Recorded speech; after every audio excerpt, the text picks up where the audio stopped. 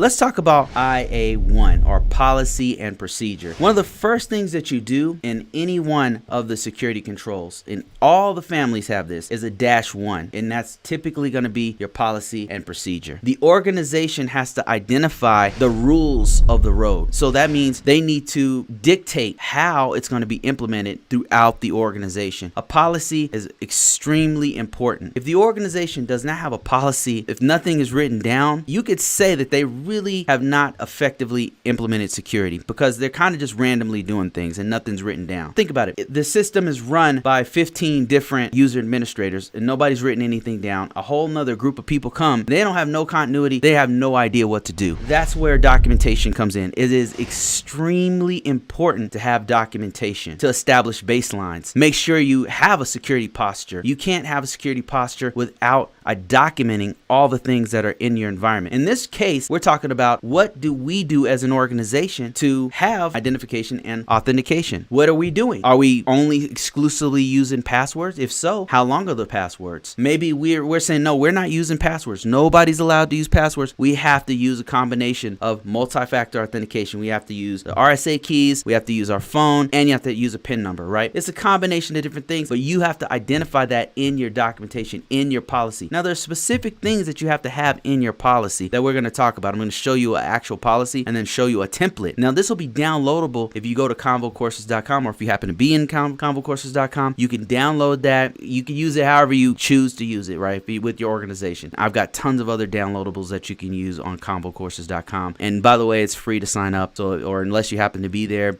go ahead and check out the library of things that you can download.